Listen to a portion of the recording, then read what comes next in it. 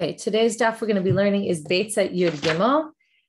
This week of learning is sponsored in memory of Florence Pine, Fega Bat Moshe Mordechai V'Sara Rivka on her first Yurtzeit, 7th of Tishrei, by her daughter, Debbie Pine.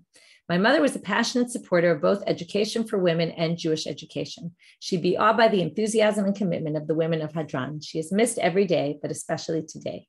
Yehi Zichra Baruch. And today's daf is sponsored by Danny and Sarah Borelowitz in honor of their newest granddaughter, Gaia Rachel, daughter of Yoel and Daniela Sturman. Mazal tov. Okay, we're going to get started from the bottom of Yud Bet Amud Bet. Okay, we're getting into all sorts of issues of truma. Okay, recommended again to use the sheet from today to help organize. We started with, okay, maybe we'll do some background. The way truma works is, let's do some starting from the very beginning. So you have your crops, you harvest them, you bring them, you have first stalks, then you do the threshing, right? I'm skipping some of the stages, but you thresh. And then with that, you do the winnowing and you separate the wheat from the chaff. And then you put all your wheat kernels in a pile. And then when you have your big pile, you flatten it out at the top. And that's called Gemar Melacha. That means it's a finished product now. It's still not finished. It's not flour yet, but it's finished enough that at that point, when it's a finished product, you have to then give it to the Kohen. So now, I shouldn't even say the Kohen. That's when you have to start separating produce and giving to various people. So the first thing you do, and this is very important, so pay close attention because it's going to come up later in the daf. The first thing you do is Truma Gdola. That's the part that goes to the Kohen. It's either 1/40th, 1/50th, 1/60th, depending on whether you want to be more stingy or less stingy. And anyway, or you just want to do the average. So you do that. Then after that's finished, from whatever's left, you take Maser, the 10th of whatever's left, you now give from there to the Levi. So just to imagine, if you gave the Levi first, you'd be cheating the Kohen out of his portion because you now gave the Levi a bigger portion. And then if you did Truma Gdola, you'd be doing Truma Gdola from a smaller portion. Okay, we're going to get to doing things out of order later today. That's why I want you to think about it now. Then, after you do the Truma, the Maaser, you give a 10th to the Levi. I'm going to stop here with what you do because the rest of that isn't important for our purposes for today. But the Levi gets his 10th that you gave the Levi, and the Levi himself has to take truma from that. His truma is a 10th of what he receives. That's called trumat maaser. And in the Torah, it says maaser min maaser. You have to take a 10th of your 10th. So he has his own obligation of giving to the Kohen of his 10th. So that's first what you need to know. Okay, some basics for today, and then we'll get into more detail later. So we started with this story of this person who was in the guest in Rabbi Baruch Hanan's house, and he had these bundles of mustard, and with mustard seeds in them. And he wanted to know, can I take off the peels, take off the bad part and eat, right? And then get to the grains. So Rabbi Baruch Hanan didn't know. He asked Rabbi. Rabbi said, yes, no problem. He could do it on Yantif. Abaye brought now a Beitzah and started questioning him. He's going to have two questions on him. The first question was, it says in this Beitzah, from Erev Shabbat, how do you get rid of the chaff?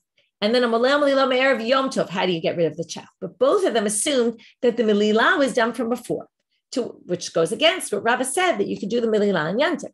And Rava said, that doesn't bother me. It only said Erev Yantif because it was comparing it to the Erev Shabbos case, but you really could do it on Yantif. That was answer number one.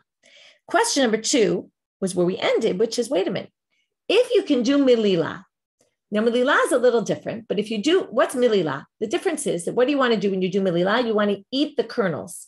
Normally, why do you bring in the grain and harvest it and put it in a pile? Because you want to make it into flour and make a dough out of it. But in this case, you had these stalks where you didn't want to crush them into nothing. You wanted to eat the kernels themselves. So he says, it sounds like, now, what would be Gemar Malacha then? Okay, so that's a whole debate. We're going to see, when is Gemar Malacha for that? Okay, and when are they obligated in Truma? But the point is, they're clearly not obligated in Truma before Melila, because when it comes to making them into flour, what do? You're Chayv Melila after the Pi'ula of threshing, after you already separate the stalks and then the chaff from the wheat. So here, you're clearly not obligated in Truma until you do the Melila. Now, if that's the case, when you did the Milila on Yantif and you want to eat the kernels, well, you're only obligated in Truma after the Milila. And if you're going to eat it without doing Truma, for sure you can't do that because that's forbidden to eat food before you took the Truma. So it must be that Rava, you must be holding that you do the Milila, then you take Truma, and then you eat them. And all that can be done in Yantif, but that goes against our Mishnah. Our Mishnah said, it's not lo on the last line of yesterday's stuff. But when it comes to Truma, you're not allowed, right? That was the whole difference between the matanot, right? Which is the challah and the parts of the animal, the zroa l'chayim and keva that go to the kohen. That was a difference. Those can be taken on Yantif because shechita is allowed on Yantif and right, all those things. But we said by Truma, you're not allowed to take Truma on Yantif. So Rava, how could you possibly say you could do Milila when if you're going to be able, right? Again, what's Milila? It's taking off the husks. So if you take off the husks on Yantif, then you're obviously obligated in Truma on Yantif, and that would be a case where you're obligated in Truma on Yantif. So how could you possibly say that? So that you could do Milila on Yantif if the Mishnah says clearly you can't ever take Truma on Yantif. So the Gemara answers, Lo Kashya.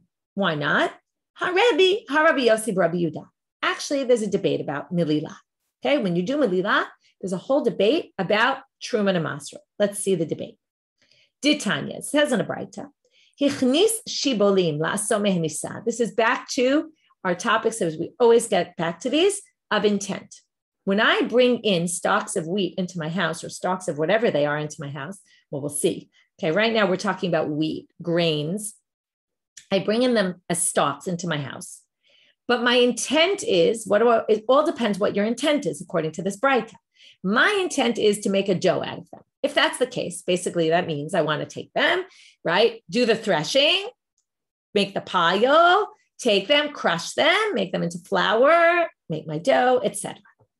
If that's what I'm doing with them, ochel mehen harayu patur.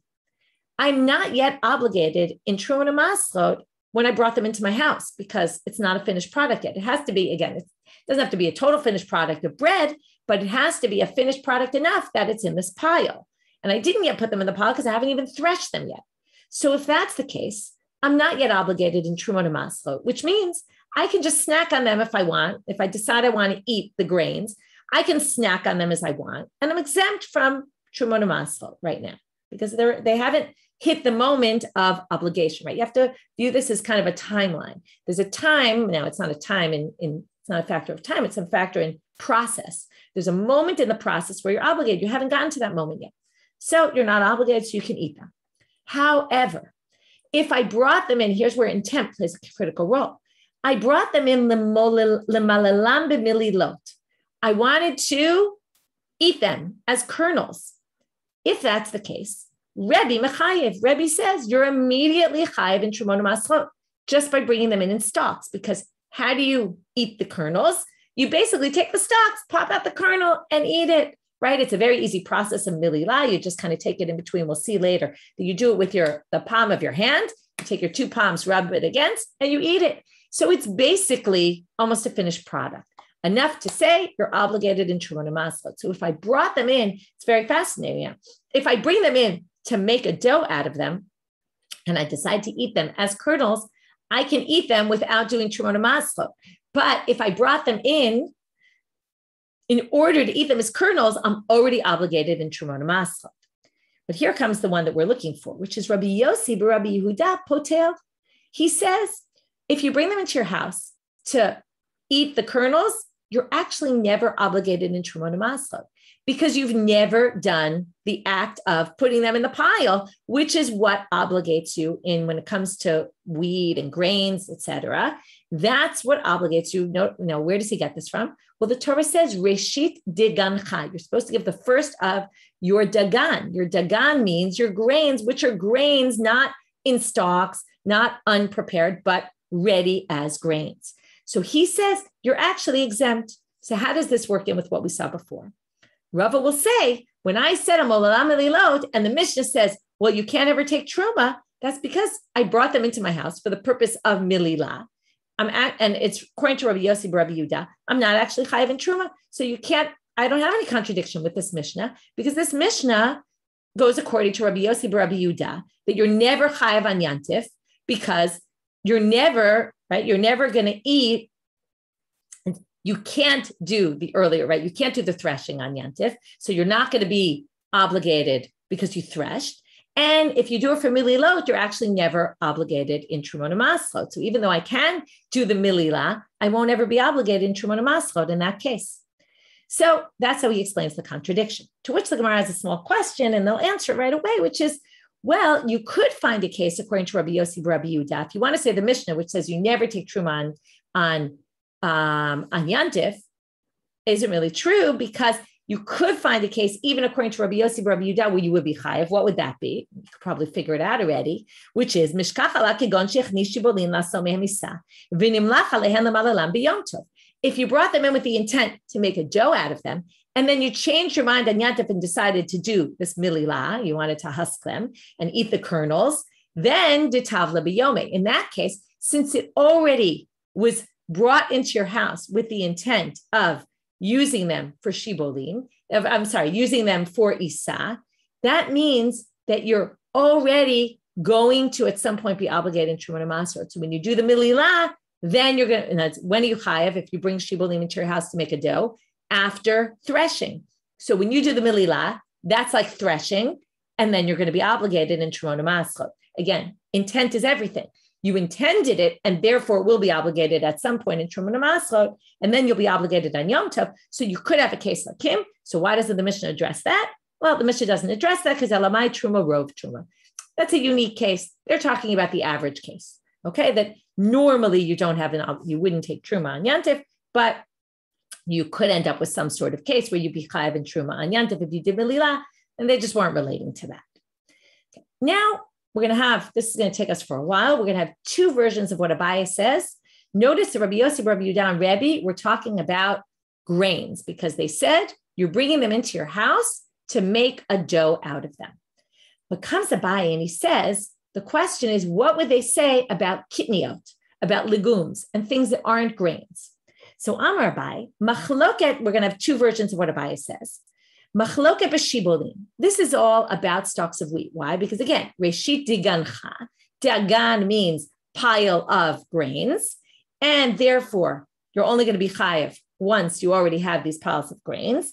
And therefore, Rabbi Yossi, Rabbi Yehuda says, if you're bringing it in for the purposes of milila, that's not dagan and you're not obligated. And Rebbe says that's it's the equivalent of finished product, and they have a machloket. But when it comes to kitniot, which isn't a dagan, it's different. Divrei hakol, everyone agrees, asuriyaita tavla. Just by packaging it in bundles, that's already obligating it in truma. Okay, so the first version is that when it comes to kitniot, it's different. Both are going to say it's different, and it's going to be the opposite. Okay, this one's going to say you're obligated, and the other one's going to say you're not obligated according to everybody. Okay, but this one says everyone thinks that isuriyata tavla. Now, if you look at the chart, you're going to see in both versions. What I did is I charted version 1 and version 2. Both versions, they're going to bring the same braita, but in the first version, since they say the opposite things, the first version, they're going to use the braita to prove Abaye, and then they're not going to succeed. In the second version, they're going to use the braita to question Abaye, and then they're also not going to succeed in questioning him. That's going to be the flow here. So, why don't we say that this braita provides a source for Abaye, that everyone agrees with kitniot, that as soon as you have it wrapped up, isuriyata doesn't mean from asur, prohibited. Asul is also to tie, like matir asulim. So asur is to tie. So tying the bundles together, tying it in a bundle, that's its finished product. Okay, then it's already chayav in Trumot Masrot. So let's prove it from the following braita. Mishayulo chavilei tiltan shel teva. Okay, already that line is already the proof. Chavilei tiltan is bundles of fenugreek that are teva. Okay, these are legumes that are, now it says if you have piles that are tevel. Now, if they're tevel, that means they're obligated in Trumot Masrot, right? Tevel means you haven't taken Trumot Masrot. It implies that you have to, because it's already forbidden.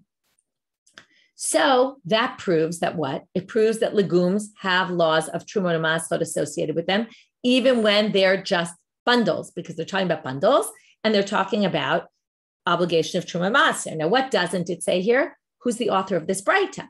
You could easily say it's Rebbe who says there's Truma by grains and also by legumes. But if you can prove that this is Rabbi Yossi Rabbi Yehuda, then you would prove that everyone agrees that there's Truma Maser. Follow? Because it's clear here, bundles have Truma Maser associated with them. And Rabbi Yossi Rabbi Yehuda would not say the same thing when it comes to grains. So this would prove Abai if you can prove that the author of this is Rabbi Yossi Rabbi Yehuda. It doesn't say who the author is. So we're going to try to figure out who it is. And in the end, we're going to say we really can't figure out who it is, and therefore it doesn't prove anything. But if we could somehow prove that it was Rabbi Yossi Rabbi Yehuda, or we could prove that it wasn't Rabbi, then we'd be able to prove that Rabbi Yossi Rabbi Yehuda agrees with Rabbi that when it comes to bundles of legumes, kitniot, you'd be obligated in Truma because it calls these chavilot of tevel. Okay, but let's understand the rest of this Beitzah, and then, which we'll get back to kind of later. Right now, it's not so important to our purposes, the rest of it. Again, we already proved our point, or we started to prove our point, which is clearly bundles are obligated in Truma because it calls them tevel. So what do you do with them? If you have these bundles that are tevel, what do? Well, you don't give them right away because you're supposed to give a finished product to the Kohen. So hareze kotesh, you crush them up.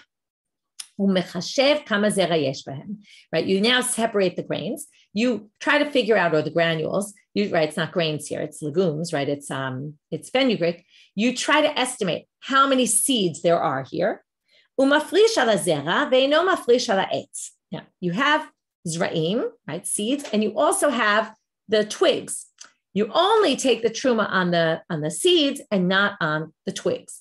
Now, you might say, this is quite obvious, but we're going to see later that something that's unique about tiltan, fenugreek, is that the taste of the eitz, of the tree, of the bark, or the twigs, and the fruit, or the grain, the granules are the same, okay? So because of that, you might have thought you would have to take truma also on the branches, but you don't. That's what it's teaching you here.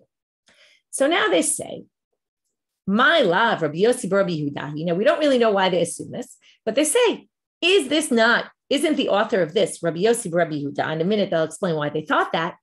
And therefore, da'amar hatam lo tavla and hacha tavla. He said by grains, there's no tevel if you bring it just to eat the grains. But in this case, what do you see here? We have these bundles of tiltan, and you're planning to just, take the seeds out, and it calls it tevel. So you see here that he must agree when it comes to legumes. To which the Gemara says, "Lo, Rebbe, why are you saying it's Rabbi Yossi Rabbi Yehuda? You could easily say it's Rebbe." So the Gemara says, "Oh, well, I'll tell you why we didn't think it was Rebbe, because Rebbe, my area tiltan afilu shibolim nami. Why would you take a rare case of fenugreek if you could take a more typical case of grains, right? Normally you'd end up with grains. So if it's Rebbe who thinks that even when it comes to grains, if you bring in the stalks and you plan to just husk them for the grains, for the kernels, then you'd be obligated it would be tevel. So they'd be better off bringing a case like that than bringing some rare case of fenugreek. So therefore it must be Rabbi Yossi Rabbi Yehuda. To which the Gemara says, they counter it with a question. Elamai, Rabbi Yossi Rabbi Yehuda, wait. So you want to say based on the fact that they chose fenugreek and they didn't choose grains, that proves Rebbe, because they should have used some other example. I'll throw the same question back at you. Lishmeinan sharmine kitniot v'koshakain tiltan. If it's Rabbi Yossi Rabbi Yehuda and he thinks, and you want to claim Abaye, that he thinks all legumes don't need truma masrot, right? Even when all grains, once they're bundled, already need truma masrot, then why would you use fenugreek as an example also? You should have said, lishminan sharmine kitniot. You should have just said legumes in general. That would have been a much more clear way of saying it. So if you're saying the fact that they use fenugreek proves it's not Rebbe, because he would have used grains, I could throw the same question back at you and say, even according to Rabbi Yossi Rabbi Yehuda, it makes no sense that he used fenugreek and not just general legumes. Ella, therefore, I'm going to explain to you why specifically tiltan was used, and this goes back to what I said before. Tiltan eats derichale. The reason they chose tiltan was not to say not other legumes or not grains, okay? Meaning we actually have no idea in the end. Is this Rebbe? And it means fenugreek and grains also, and obviously other legumes. Or is it Rabbi Yossi, Rabbi Yehuda, in which case is saying even, right, that fenugreek as an example of just kitniot? Okay, we don't know. The reason it chose fenugreek was very specific, because you might have thought that since the taste of its tree and its fruit is the same, you might have thought you'd have to take masrot and trumot also on the branches. Kamash malan, therefore it comes to teach you, you don't. In other words, this Beitzah wasn't talking about our topic specifically. The topic of this Beitzah was to teach you that when it comes to fenugreek, you have to take the trumot and masrot only on the seeds and not on the branches. And that's because, right, and that's because even though they taste the same, there's really no obligation on the branches. It's just not the way truma works. So that's what it was teaching you here. Don't start deriving who says it and what from the fact that they use tiltan. And therefore, we have no idea who this goes according to, in which case it doesn't prove anything about Abaye. Because if it's Rebbe, then it doesn't prove Abaye at all. We could say Rabbi Yossi, Rabbi Yehuda disagrees. If it's Rabbi Yossi, Rabbi Yehuda, then it does prove Abaye, but we have no way of knowing that. So we're left with nothing. So basically, we have Abaye's approach that the machloket is in grains, not in legumes. Even in legumes, Rabbi Yossi, Rabbi Yehuda would agree that putting it in a bundle already obligates it in truma. Comes the second version of Abaye now. Ika da Amle, Amar Abaye, machloket b'shibolim, aval b'kidniyot divrei hakol isuriyata lo tavla. As I said, this is the exact opposite. He still says the machloket's only in grains, but he says when it comes to kitniot, everyone agrees that for sure, tying them up in bundles is not going to obligate you in truma and masrot. Okay, whereas Rebbe says it by grains, he's not going to say it by legumes. To which the Gemara is going to now bring this Beitzah with the tiltan as a question on that. Meitive, mishayulav chavilei tiltan shel tevel, hareze kotesh u'machashev kama zera yesh b'hem u'mafrish al hazera ve'ino mafrish al ha'etz. So again, you start with someone who has bundles of fenugreek, which is a legume, and it's tevel. Now, how could you possibly have bundles of fenugreek that's tevel if everyone agrees that bundles never obligate you in truma? You would never have such a situation. So the Gemara is going to say, oh, well, now it starts to get a little complicated. My love, tevel tibul shel truma. You thought tevel meant, okay, now this goes back to my intro. What was the intro? That when you have your pile, right, and you flatten your pile, you become obligated, and the first thing you have to take is truma gedola. The second thing, right, to give to the Kohen, the 140th, 150th, 160th, second thing you have to give is to the Levi. And the Levi has to take truma from his maaser. So they say, we're not talking about, you're not obligated in truma gedola. What we're talking about is, lo tevel tibul shel truma maaser. We're talking about bundles of this fenugreek that, or, let's say legumes in general, that the Levi has, and he has to take maaser from them. Now, how on earth, remember, I told you, it's very clear order. First, you give to the Kohen, then you give to the Levi. Now, if you were never obligated, so you would never give to the Kohen, you would never give to the Levi. So the point is it got to the Levi's hands, and he now has to give truma on it. So that's very weird. So what is this? Let's read inside. As Rabbi Abahu says in the name of Rabbi Shimon ben Lakish, as if we know what that is, but now the Gemara is going to tell us what that is. He said in the name of Rabbi Shimon ben Lakish. Remember, I told you there's this timeline. So, right, we have it in bundles, then we do the threshing, then we have a pile of grains, whether it's legumes or grains or whatever it is, and then we flatten the pile, right? And that's when you're obligated. But what happened in this case? You did it out of order. What did you do? Maaser rishon shehikdimo b'shibolim. You took the maaser and gave it, let's say, you're in the middle of your harvesting, and your friend, a Levi, comes along. You see your friend right then, and you say, oh, you know what? I didn't finish yet, but I'm going to give you right now, while it's still bundles of grain or bundles of legumes for our intents and purposes, because we're talking about legumes. So you had this fenugreek, and you gave him a pile, you gave him a tenth of your produce right then and there, even though you weren't yet obligated in anything. But you gave it to him and you did it out of order now, right? It's a little bit tricky because you're cheating the Kohen basically out of his Truma Gedola. Okay, the question is going to be, does the Levi have to give the Truma Gedola also to the Kohen? But the chiddush here is, right, the main thing, this is now what we're talking about when we said bundles of fenugreek, that is tevel.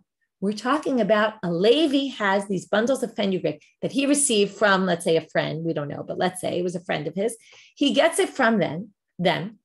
And now it's tevel. Why is it tevel? Well, he has to give the truma ma'aser. Remember, when a Levi gets something from you, you gave him a tenth. He has to take a tenth of that and give it to the Kohen. We're not talking about truma gedola, which is what we thought. We're talking about his truma. So now what does it tell you? What it's telling you is, if you gave it to him too early, even though you gave it to him too early and you weren't yet obligated in truma, he himself gets it. It's now called maaser. Because it's called maaser, shmo, its name. Its name is now maaser. Now, what does the Torah say? You have to give maaser, mina maaser. The Levi is commanded to give a tenth from his maaser. It doesn't matter that you weren't yet obligated in truma. The fact is, now he gets it. He has to give his truma. And that's the tevel we're talking about here, which means it doesn't teach you when you're actually obligated. It has nothing to do with this. And that's how Abai resolves the question against it. Because he says this doesn't have to do with regular tevel. There is no tevel of tiltan and shibolim. It's only if you gave to the Levi, then the Levi has this in his hands. It's called maaser. He has to give truma from it. That's the tevel we're talking about. Okay, it's a little bit, right? It's not exactly the simple reading because it just says tevel, and you would assume that's just a regular case of tevel, but that's how they explain it. So the Gemara is now going to have two questions on the rest of this Beitzah based on that. Number one, kotesh lamali. Remember what it said. It said, if you get it, right, as shibo, if it's shibolim of tevel, in order to give it to the Kohen, you have to first crush it, right? And then you assess how much, right? Then you kind of estimate how much you need to pay. Mechashev is like you do a calculation, but not a calculation on a calculator with a scale. It means you estimate how much you have to give him and you give it to him. So we're going to have two questions on both those things, one on each. Kotesh lamali, why do you have to crush it up and give it to the Kohen? If you got it as bundles, okay, this is lemale, you should say to that's the Levi, should say to the Kohen, ki echi dihavuli, hachi yavinalach. I got it, I'm finished, I'm going to give it to you, I'm finished. Why should I have to start crushing it? I don't need to do that. So if the Levi got it as an unfinished product, he should be able to take a tenth of that and give it to the Kohen as is and say, look, I got it unfinished, I'm giving it to you unfinished. Even though normally you have to give it to the Kohen a finished product, the Levi here could claim, listen, I got it like this, I'm going to give it to you like this. So Amarava, this is a fascinating line. Knasa. It's a knas. It's a penalty we institute to the Levi for having taken his, right? He really did something a little bit wrong because he took his maaser too early, right? He shouldn't have and cheated the Kohen out of his truma gedolah. So because of that, because in the end we're going to see this produce never was obligated in truma gedolah. So the Kohen ends up losing out here. So it's a penalty. Now, why is this an interesting line? Because who should be penalized? The Levi didn't do anything wrong. I gave it to the Levi. It was my fault, not the Levi's fault.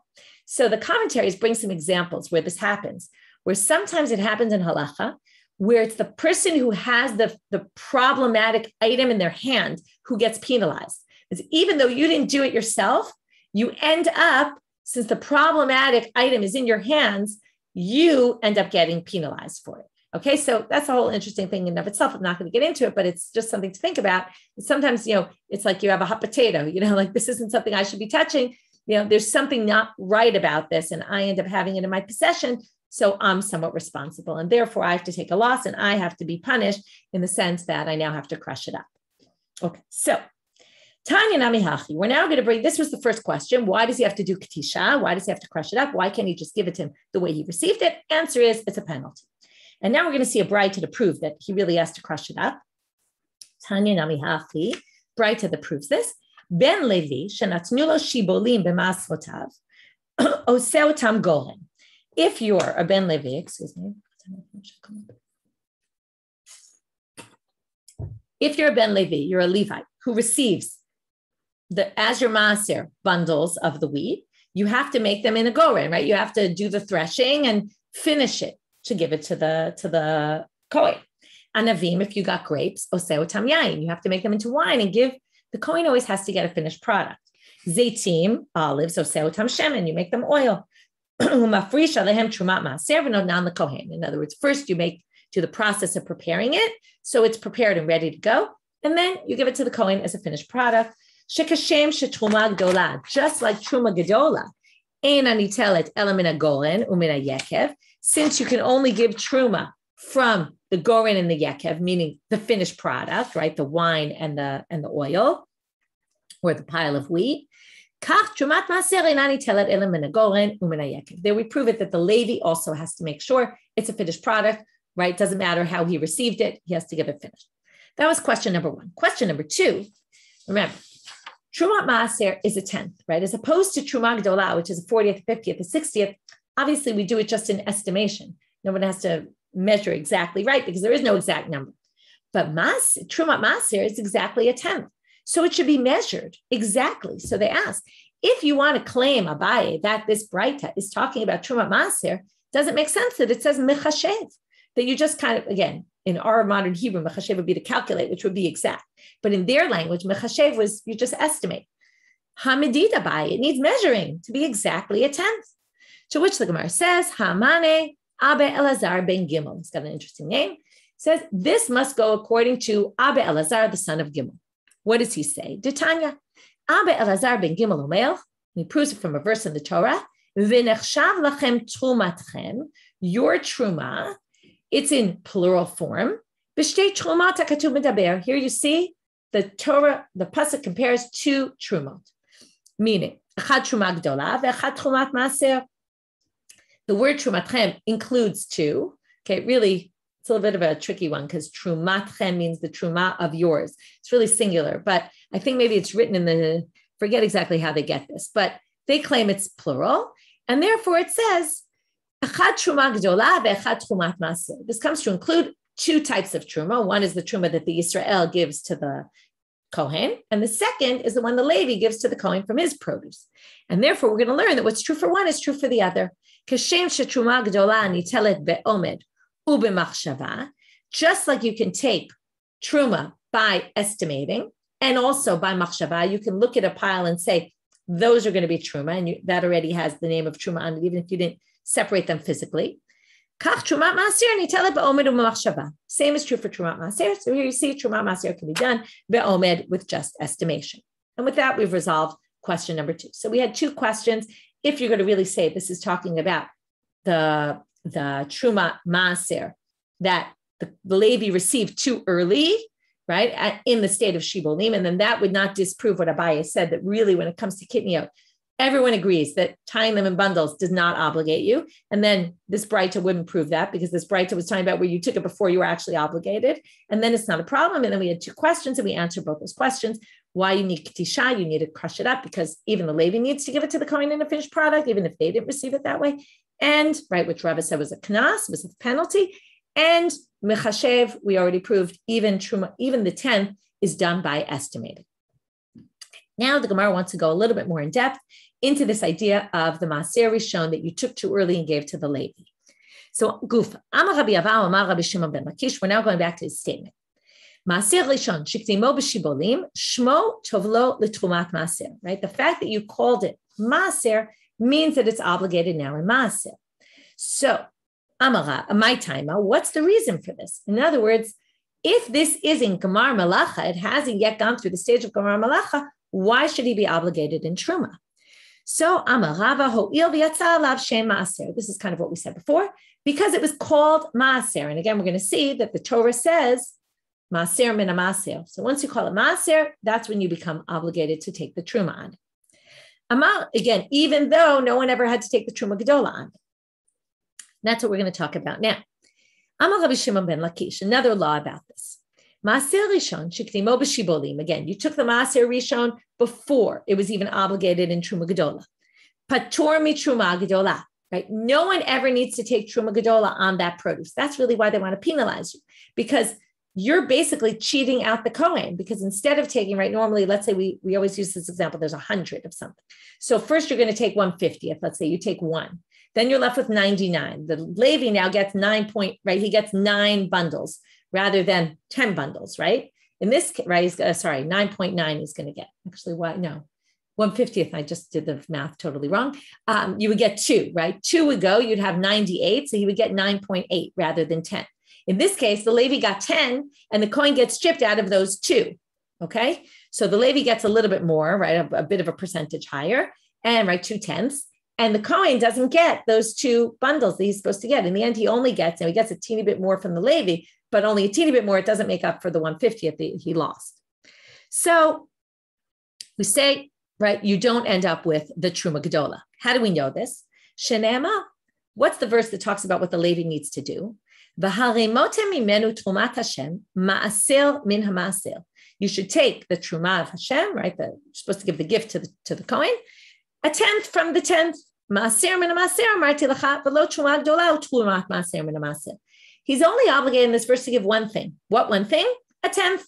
He's not obligated in the pasuk. It means you're only obligated to give this and nothing else. So even in a case, now normally in a normal case, you would need to give Truma Gedola, but even in a case where you potentially might need to, you don't, because the Torah is, what we want to say here is, the Torah is limiting. It's saying, this is what you give, this and nothing else. Then they're going to say, well, if you want to say that you only ever, right, this makes it sound like you never have to give Truma Gedola if you're a Levi. He says, but wait a minute. Do you want to say, let's say, what's the opposite case of Hiktimo b'Shibolim, or a parallel case, you could say, however you want to call it. Do you want to say, okay, remember our timeline. So first you gave it to the Levi too early, right? Again, you're supposed to, number one, wait till it's in a pile, then give the Kohen, then give the Levi. What if, and in our case, you didn't wait till it was in the pile, it was never obligated in Truma, and that's why the Truma Gedola disappears. But what if you waited till it was in the pile and it was obligated in Truma, but you switched the order and you gave the Levi first, which again, the Levi is now going to get 10 instead of his 9.8. And the Kohen is only going to get now a 50th of whatever's left. So in this case, do you want to say that since the pasuk said the Levi only ever has to give Maaser from the Maaser and never Truma Gedola, they're saying in that case where you're actually obligated Truma Gedola and you gave the Levi first, doesn't the Levi need to take Truma Gedola from there? In other words, then you were already obligated in Truma Gedola. So theoretically, the Levi should separate the portion from his stuff that he got that was supposed to go to the Kohen and give him Truma Gedola also. And you want to say Maaser min Maaser means he never has to give more than one thing, and then he's not going to have to give in that case? That doesn't make much sense. So Amarle, Alecha Amar Kra, he answers him back and he says, no, there's another verse to teach that. In other words, this is classic. One verse limits and one verse expands. So the expansion is going to be to expand Hiktimo b'Kri, and the limiting is going to be the limit if Hiktimo b'Shibolim. It all depends on which stage you were at. Was it obligated in Truma yet or was it not? So he says, there's a pasuk that says, Mikomat notechem tarimu et trumat Hashem. You're supposed to take Truma from all your gifts. What does all your gifts come to include? All must include something extra, that even sometimes a Levi has to give Truma Gedola. In the case where it was already obligated in Truma, but you ended up giving the Levi first, then he'd have to give some of his portion back to the Kohen. So now they say, even though the answer is really totally obvious, Umara Ita, as they always say, when there's one pasuk that limits and one that expands, why did you limit that law and expand to include that law? And the answer is Hai Idgan v'Hai Lo Idgan, because one was never obligated in Truma Gedola and the other was already in the pile and was obligated in Truma Gedola. So therefore, if you're going to say there's one case where he doesn't give Truma Gedola, it's going to obviously be in the case where he took it too early, or he was given it too early, as opposed to the case where he took it later, even though he took it before, right, because he took it before the Kohen, then he would have to give the Kohen his share. Okay, that's the end of this complicated case about Hiktimo b'Kri, Hiktimo b'Shibolim. I hope I explained it clearly enough. If not, you can go back and listen again. Okay, new Mishnah, Tnan Hatam. So now we're going to quote a Mishnah. This isn't the new Mishnah here. This is just the Gemara is quoting another Mishnah about, we're going to get back to Mililot again. And we're also comparing again, we're dealing with Truma Maasot and Yantif issues. Hamikalef Seorim. Okay, the topic here is Maaser, okay, not Shabbos or Yantif. If you peel barley, Mikalef achat achat v'ochel. When you peel the barley, again, you're finishing the product. If you eat them, just what we call achilat arai, you eat one at a time, because again, the peeling is the threshing. And only after threshing are you obligated, right? But threshing is really thresh and then put in a pile. So if you eat them one by one, there's no pile there. You're not actually obligated in Truma.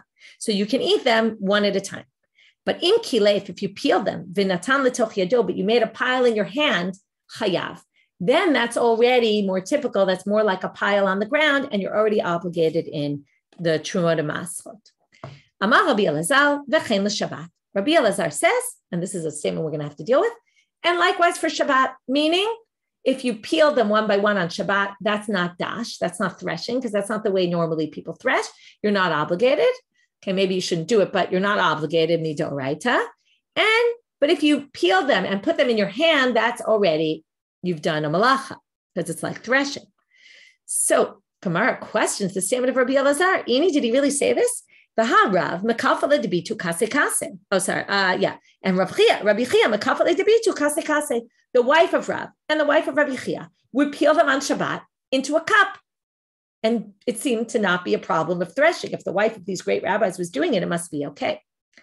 So, it must be you misunderstood what Rabbi Elazar's statement was said about. He obviously didn't say it about that. That obviously is not a problem. But it was said about the last part, which, by the way, shows that it's permitted entirely. It's not like it's asur midorabanan. It seems to be permitted entirely. So his statement must have been said about the next line. And this is why we brought this, because it's about hamoleo melilot. Again, you're taking off the husks. Hamoleo melilot shel chitin, minapech al yad v'ochel. Right? When you're moleo melilot, again, this is for maaser. So if you do it, move it from one hand to the other to do the winnowing, right? For the bad stuff to blow away. So you can do that and eat one at a time, in that kind of way. That's not keva. You're not obligated to maaser. V'im mipach, but if you blew it all off, and natan letocheko, and you put the whole pile in your shirt, right? Lots of times people pick up their shirt to hold things. You put it in your shirt, chayav, okay, right in your bosom. But it means like, you pick up your shirt, hold it in there, you're obligated already in maaser. Ve'amar Rabbi Elazar, v'chein l'Shabbat. And Rabbi Elazar says, likewise, you'd be obligated in Shabbat for a malacha of doing this. So matkifla Rabbi Abba bar Mama. Rabbi Abba bar Mama now questions. He says, wait a minute. You just said that the first part, Reisha, Lamaser in the Shabbat lo, it's a problem for Maser, the peeling of the husk, but it's not in a you're obligated Maser, but not Shabbat. He says, Umi kamiti diliyan Shabbat lo havi gmar malacha, ulamaser havi gmar malacha. If you call this, you've finished an act, right? For purposes of Maser, wouldn't you think that for Shabbat, when we're looking for what's the problem, you did a malacha. If it's a malacha for Maser to say this is a finished product, you processed it, then it should be a problem for Shabbat. So makes sense, right? Well, maybe not. Matkifla Rav Sheshet Bereid Rav Idi. Sheshet Bereid says, what kind of a question is that? He kind of attacks the attacker. And he says, Velo, what do you mean? Of course we distinguish. This is definitely an action when it comes to Maser. How do we know? Because it says, what is considered goren, meaning that you put it in the granary and it then becomes obligated in Maser? What is? So it depends on what it is. Hakishuim v'adluim, gourds and zucchinis and gourds. What is it? Mishi paksu. When you take off the hairy stuff on the outside, they have like that little furry stuff on the outside. When you take off the furry stuff, that's called gmar malacha. V'shalo piksu, and if you didn't do that, mishi amid arima, when you put them in a pile. Also by onions, it says when you make a pile of them. There's no malacha about making a pile of the grains. There is a malacha about putting the bundles in a pile, but there's no malacha about making a pile of the grains. So here you see that it's not the same for Shabbat and Maser, because it's a malacha for Maser to obligate you, but it's not for Shabbat. So which they explain. I'm thinking how when we went picking, right? You go picking and like kids go and they make these piles of vegetables. It makes no difference if a kid does it or a professional does it, right? That means it's not a melechet machshevet. It's not a unique, it has to be something like sewing is something, that's done by a professional, or all the malachot are done by professionals. Whereas this is not a malacha. It's not something, always we learned this in Masechet Shabbat, it has to be something like a creative act, something of significance. It's only significant when it comes to Maser, but when it comes to Shabbat, there's different criteria. And therefore your question about trying to say, if it's true for Maser, it should be true for Shabbat is not relevant. And we've just proven that. Okay, last thing for today, Ketzad Molel. How do you do Melila on Yom Tov? So Abai Mishmei Rav Yosef Amar. Now, normally, I told you before, they would rub it together in their two palms. So how do you do it on Yantif? the assumption is you have to do it with a little bit of a shinoi, they say, a little bit of a change, not the way you typically do it. So one opinion says chada chada, take your thumb and probably your index finger and roll it in between and do it like that. Second opinion, Rav Yosef Amar chada tarte, you can do one against two fingers, meaning, right, take your first three fingers and rub one against two. Rav Amar kevan de mishane afilu chada kulunami. Once you're not doing it with the palm of your hand, you can use all your fingers. It doesn't make a difference. The point is you're doing it different than you normally do it, and that's sufficient. So therefore, he says you can even use all 5 fingers when you do Melila on Yom Tov. Okay, so we saw a bunch of different things about Melila today. And with that, we will finish. Have a great day, everyone.